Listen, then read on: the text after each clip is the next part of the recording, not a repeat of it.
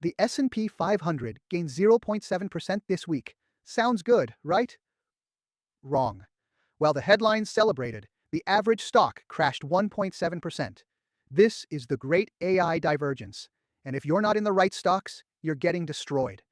I'm going to show you exactly what happened, why it matters, and what you need to do about it right now.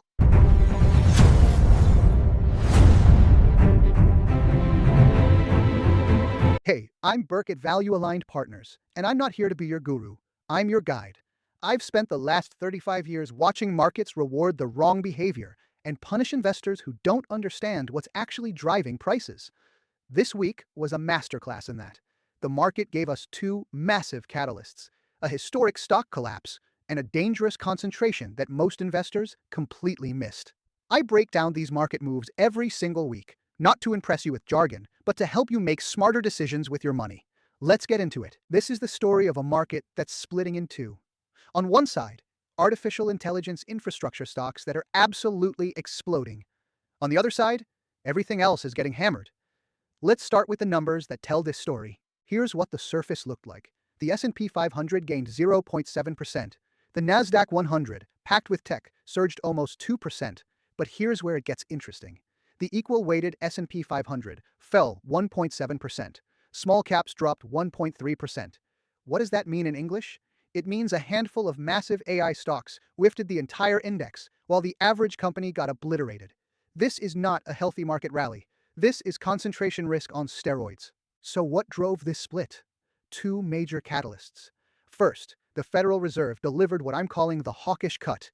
Yes, they cut rates by 25 basis points. That's the good news. But Chair Powell came out and said a December cut is far from a foregone conclusion. The market hated that. The probability of a December rate cut collapsed from 95% down to 58% in hours. Now, here's what most people missed. The Fed also terminated its balance sheet runoff. That's structurally dovish. It means more liquidity in the system. But Powell's hawkish rhetoric completely overshadowed that positive news. Second catalyst, a major U.S. China Trade Truce in Busan. China agreed to halt fentanyl exports, suspend rare earth controls, and the U.S. cut tariffs from 20% to 10% and suspended chip export restrictions for a year. This removed a massive risk from the market, especially for semiconductor stocks. Here's something that should terrify you. The government shutdown has suspended all official economic data. No non-farm payrolls. No PCE inflation numbers. The Fed and the entire market are literally flying blind. That means three private sector reports are about to become massively important. November 3rd, ISM Manufacturing, the first critical gauge of the factory economy. November 5th, ADP Employment, the only real-time jobs data we have. And November 5th, ISM Services, which covers 70% of the entire economy. Expect huge market swings around these reports. When the official data is dark, these private numbers become everything. Now let's talk about who won this week. Amazon surged almost 9% after absolutely crushing earnings. AWS, their cloud business, re-accelerated to 20% year-over-year growth. This killed the narrative that cloud is slowing down. It's not. AI workloads are driving cloud consumption. Oh, and Amazon just posted its first ever $100 billion revenue quarter. Nvidia jumped 8.7%. Why? They announced $500 billion in orders for their next-generation Blackwell and Rubin GPUs. That's 37% above what Wall Street was expecting. And Alphabet gained 8.2% after Google Cloud grew 34% year-over-year. The market is finally rewarding their AI capital expenditures because they're proving they can monetize it. This is the pattern. If you're demonstrating clear AI monetization and accelerating growth, you get rewarded. If you're not, you get punished. Here's something that doesn't make sense at first. 86% of companies beat their earnings estimates so far this quarter. Earnings growth was over 10% year-over-year. Those are great numbers. So why isn't the broad market rallying? Because we're in what I call a show-me market. Beating estimates isn't good enough anymore. Microsoft and Meta both beat earnings, and they both fell on concerns about AI spending. The market is demanding three things now. 1. Clear evidence you can monetize AI. 2. Accelerating growth, not just growth. 3. Forward guidance that removes all uncertainty.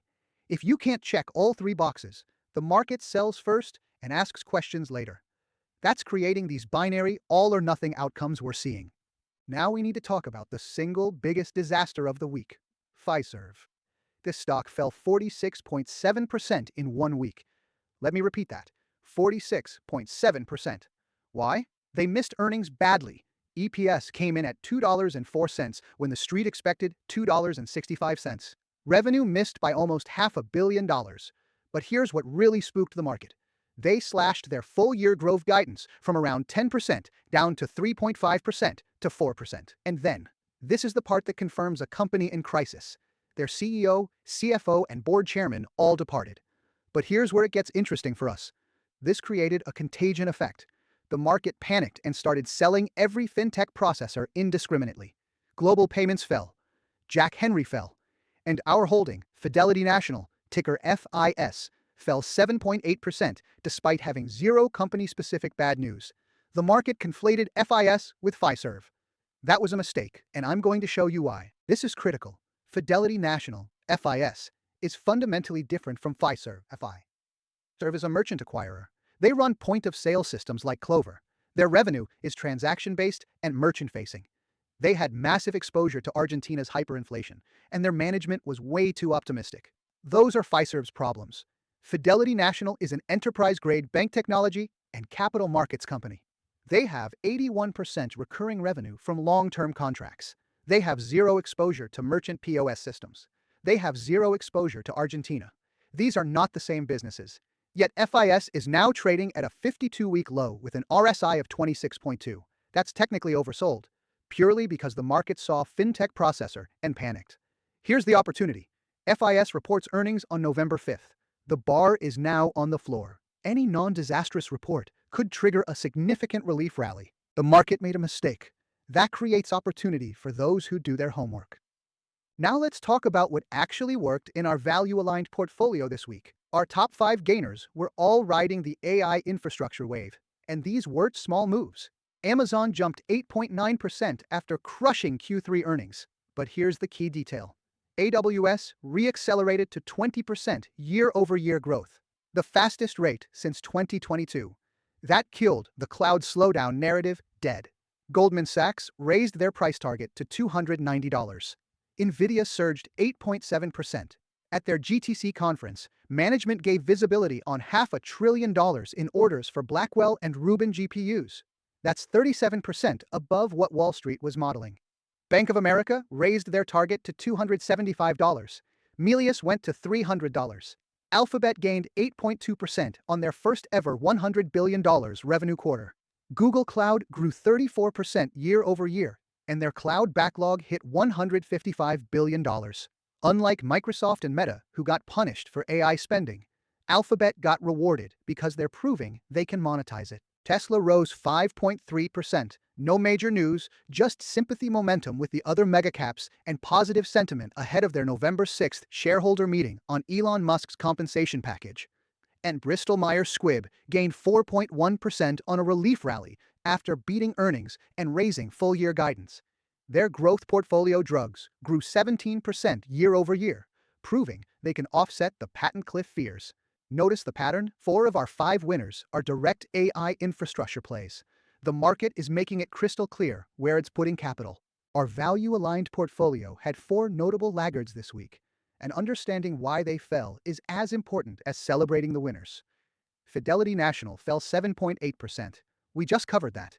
Pure contagion. No company-specific news. We're holding into earnings on November 5th. Interparfums dropped 7.3% and hit a 1-year low.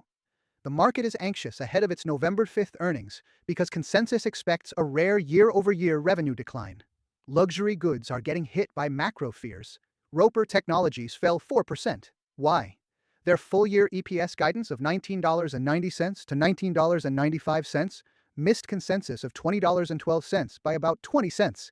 In this market, even quality compounders get severely punished for tiny misses. And Novo Nordisk dropped 6.6%. It's now down 41% year-to-date.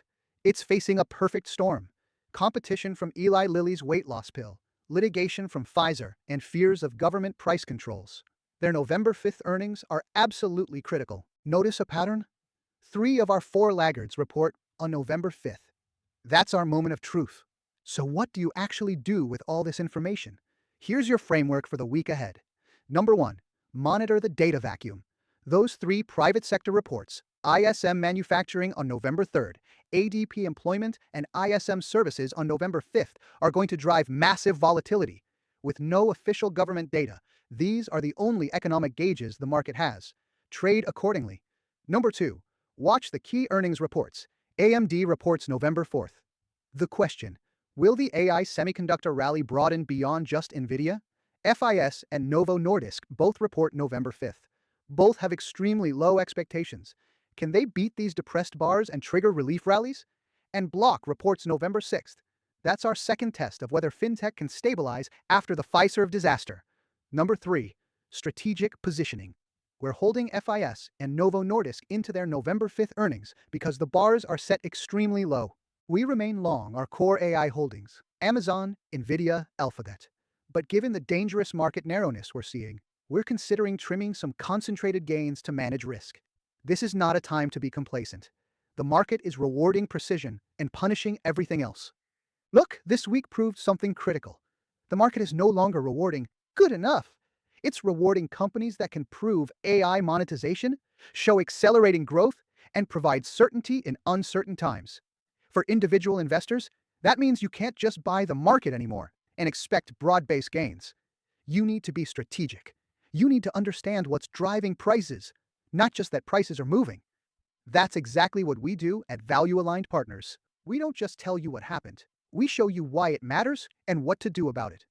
If you're serious about building long-term wealth and want a fiduciary advisor who will map out a custom strategy for your specific situation, I've put a link to schedule a free consultation in the description below.